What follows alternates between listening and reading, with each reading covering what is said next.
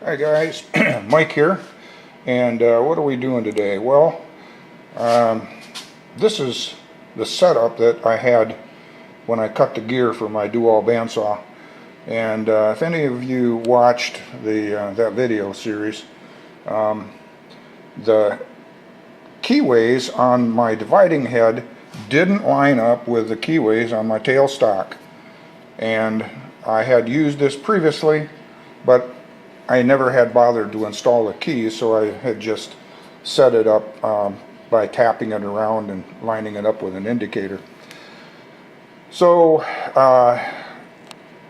finagling around with this thing, I did find that the keyway on the dividing head, the two keyways, actually there's two keyways and two keys in line, are okay on the dividing head, but on the tailstock here, the keyways did not allow they weren't in line with the keyways on the dividing head over here.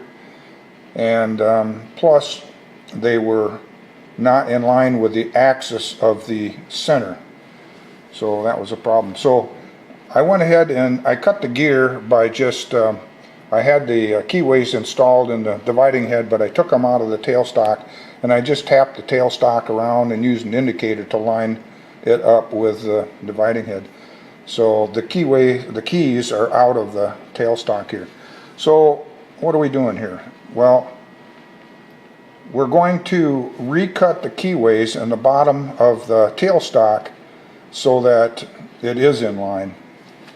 And I think what I have to do is break down this setup a little bit. There's no reason to leave the arbor and the keyway or the gear tooth cutter in here. I'll get that out of the way, and then I think I'll put the indicator back on here and just refresh my memory as to what the problem is, and then we'll address whatever we have to do to get this thing functional. Now, just a word about quality. Boy, I hear so much about the quality of what China produces, and this is a Chinese setup. I mean, it was dirt cheap. That was the reason I bought it. It's always a gamble when you buy something that cheap, because it's possible that there could be issues like I ran into with the keyways on this. The gamble is that it's something that's easily fixable. Now, in this case, with everything I know about it, this is pretty easy to fix, and we'll get into that in a second. But you know, that's a bit of a gamble. Not too much if you're in the machining game. So there's so much misunderstanding about quality out there. I don't even know where to begin. I probably shouldn't even jump into that debate, but there's some people out there I really respect that have a misunderstanding, and all I hear about poor quality, poor quality, poor quality. You know what the old saying that you get what you pay for really applies here. Now, in my instance, I'm not doing this professionally any longer, and I just do it in my own home shop, so I would rather pay less money and spend my time fixing whatever the deficiencies are.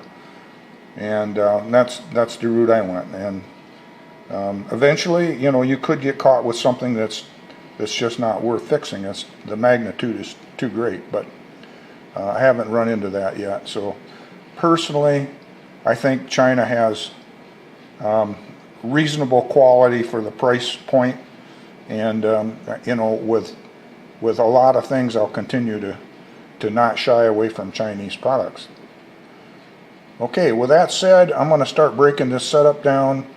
I'm not on my audio mic. I'm just talking close to the camera here. It's in the charger, and I'll start breaking this setup down, and eventually I'll get the radio mic or the Wi-Fi mic hooked up to my camera. Then I can talk to you. Okay. So before I take this off the Bridgeport table, I'm going to take a a pass across here. Now I know this is in line, and if I take a pass across the face of this, that'll give me a reference surface that references that when this is in line with where the keys need to be, that it'll be lined up where it needs to be on the, with the index head. So I'm going to take a light pass across there, just clean it up. I'm about a business card off the table, and yeah, I think that'll work out pretty good. I found a long end mill. I can just squeeze by there to get that cleaned up. So that's what we're going to do next.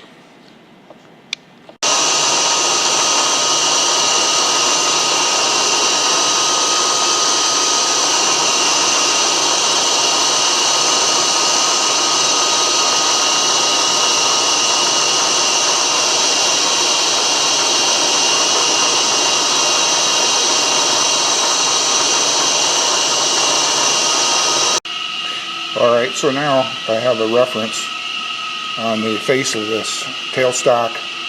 It references the axis that the keyways have to be in line with the what would you call it, the center here. So I wouldn't try to kid you. I get the willies when I'm cutting this close to the table. But normally I would avoid like the plague, but in this instance it was something that I thought was necessary. Okay, so on to the next step. Alright, I'm holding the camera in one hand and the dividing head with the other. So the first thing we want to do is put this on the surface plate and find the center line of these two keys in relationship with the spindle here. And we'll do that by using top and bottom readings and cutting that in half, finding the diameter of this center here and dividing that in half, and then we can see what that relationship is. And then we'll take the tailstock here and we will do the same thing. We'll put it on the surface plate and we'll find out where that has to go, just for our own amazement. So these two keys have to be in the same relationship to its spindle as the relationship to these two keys to its spindle. And then when you put it on the Bridgeport or any machine and put the keys in the key slots, the two centers will be in line. So that's what we're going to do. So we're going to get that up on the surface plate right now. Well, here's the dividing head up on the surface plate, and what I'm finding is there's absolutely nothing square on this thing. Even the body, the housing is not square, and I'm not going to take the time to square it up. It's just not necessary. It's only necessary that the keyways on the bottom, or the keys and its keyways, are in a relationship or some known relationship with that center there. So I've got another idea. Instead of clowning around with this thing on the plate here and trying to shim this in square to the surfaces that are important, which I can do, I'm just going to put that thing on the Bridgeport, tram the keyway on the Bridgeport, mount set the dividing head on there, and come up with the Bridgeport spindle and tram that center, and I'll just use the readout to measure that distance. So I think that'll be a lot easier and probably more foolproof. So that's what we're going to do. So off we go. So this is an application for an adjustable parallel. I put it in the T-slot in the Bridgeport and put it in there firmly, and then I use my indicator to tram center. So now I can zero my readout, and I know the spindle is exactly on the center of the T-slot. Whoops. So what I found on my first round of measurements here is the dividing head, okay, check. What I found on my first round of measurements is when on the dividing head here, when the keys are in the Bridgeport slot here, the center is 10 thousandths towards the back. So what we need to do is set the tailstock up the same way when we recut the keyway. Now, how sure I am of that? You know what? I'd rather measure it again. So I'm going to measure again and see if I can verify those same results. Because it's kind of complicated. It's a straightforward fix, but the measurements are complicated because, first of all, it's just offset by a small amount. So you want to make sure that you do the tailstock recutting right, and that has to be done with the thing flipped upside down, and so it's just worth measuring again just to make sure. So that's where we're at, and I'm going to go back and verify that. So I reconfirmed my offset dimension here. So the first time I went through this, I found that this center is offset 10 thousandths from the center line of the keyway. And this time, and I went through this 2 more times, and I got 6 thousandths. So I feel pretty confident that this center is offset towards the back 6 thousandths from the center line of its keyway. So now what we need to do is we need to make the tailstock the same. So how do we hold this? This is the part here that has the center for the tailstock somehow here.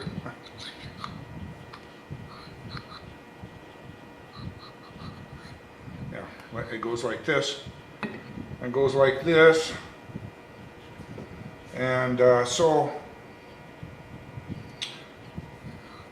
we have to work on the key on the bottom of it.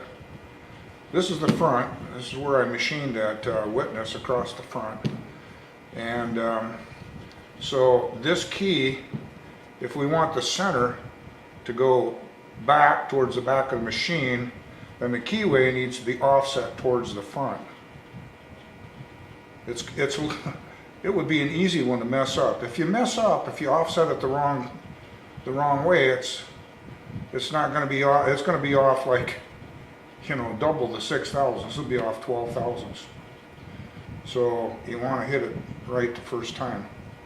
So what we have to do is we have to machine the top of this keyway, and so how do we hold that? And the only way I can see to do it is to clamp it in the vise on a Bridgeport like this, and we have to make sure that this edge is lined up, which is pretty easy because I've got a swivel vise on there. So once I put it in the vise, I'll just swivel the vise back and forth until this is lined up, and I'll indicate across the top, make sure that that's lined up, and then we should be pretty good. Then we have to get in here and make sure that our spindle is lined up straight. Well, if this is lined up, the spindle will be lined up right. So the best way to do is clamp across here, but I don't like it because this is just raw casting. So what I might have to do is put it in the vise first and take a cleanup cut across this face and this face. Then I'll have nice faces to clamp on, and once that's clamped on, then this should be nice and square. So I think that's our next step. I think that's our plan right there. So I'll do that, and I'll get back with you.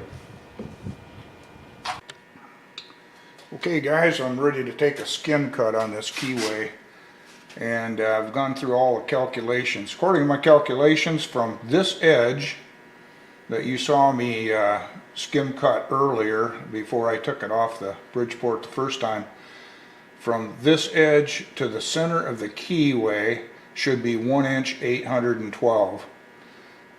So what I did was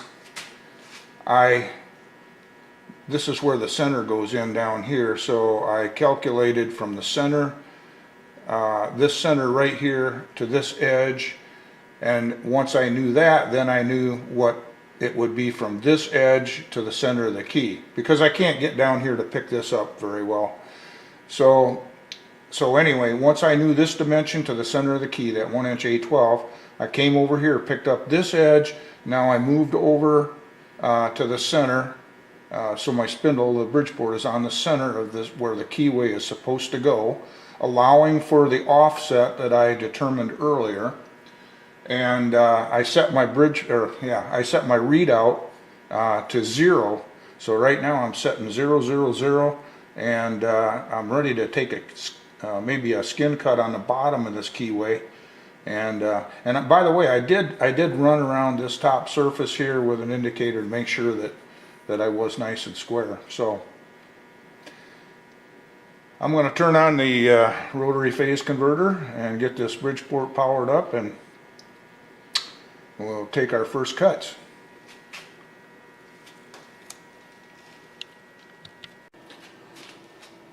Well, evidently I didn't have the camera on when I milled this keyway, but so all I did was once I picked up this edge and moved on to the center, I had a 1/2 inch end mill in there, and so then with the mill running, I moved over until this edge cleaned up, and I looked at the reading on the digital readout here, which happened to be 70 thousandths. I even left a little bit of a witness over here. Then I moved back over to the other side and started milling until I came to the negative 70 thousandths reading, and so it should be right deadly on center in relationship to this edge, and this edge is in relationship to this center hole down here, and so I should be good. Now it looked like I didn't take enough to where it would affect these mounting holes, so I should be able to use those. I do want to make new keys because I want to make step keys that you can put them in either way, so that they're foolproof, so to speak, so that if myself or anybody else ever takes these out, you can put them in either way, and it'll still maintain the center. So well, we'll get it out of the vise now, and we'll clean this thing up, take the burrs off. It's cast iron, so there's not much in the way of burrs, but we will round some edges, and then we'll check and make sure that we got what we think we got. Okay, stay tuned with me.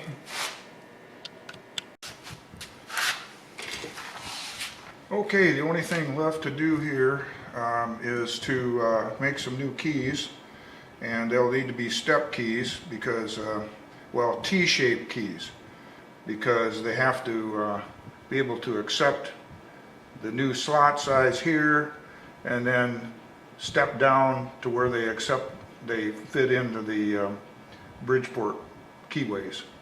So I have a piece of tool steel here, a piece of 01 tool steel, which should be pretty good. It's about right to cut that down. I don't know if they really need to be heat treated. The original ones that came with this were heat treated, but I don't know. We'll see whether we heat treat those or not. After we get them made, we can heat treat them. They won't change in size that much because they're so small. So anyway, so on with it.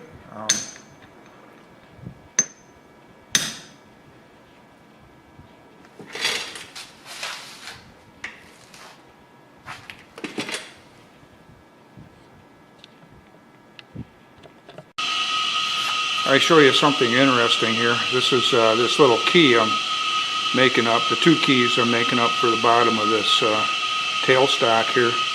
And this is a piece of DCF I started with. I bought it online. It's 01. And you can see I machined the step into one side here. You see how nice and clean it is? Came out real good. Now look at this side here. You can see how glazed over it is. There's a hard spot running up that thing. That shouldn't happen with DCF. That's why they call it decarb free, because you know, all that kind of stuff, hard spots and decarburized spots are supposed to be taken out. So anyway, I don't have a carbide cutter to clean this up with, so I'm going to have to put it on the surface grinder now, which is a total waste of time. But anyway, okay, here we go.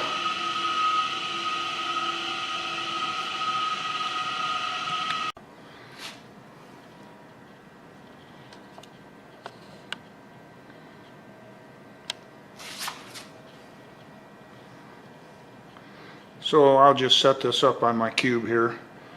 Little bitty toe clamp, 1/4 inch tool bit underneath to hold the end of the toe clamp, and I'm holding this key on this little ledge that's built into the cube. So alright, so over the surface grinder we go.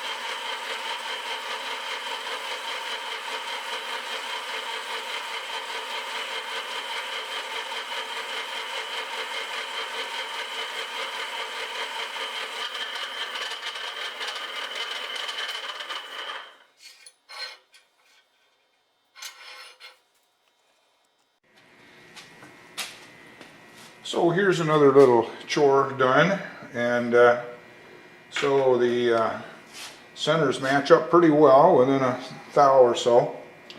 And show you the bottom here. So got the new keys. Hope I got this right. Got the new keys in here.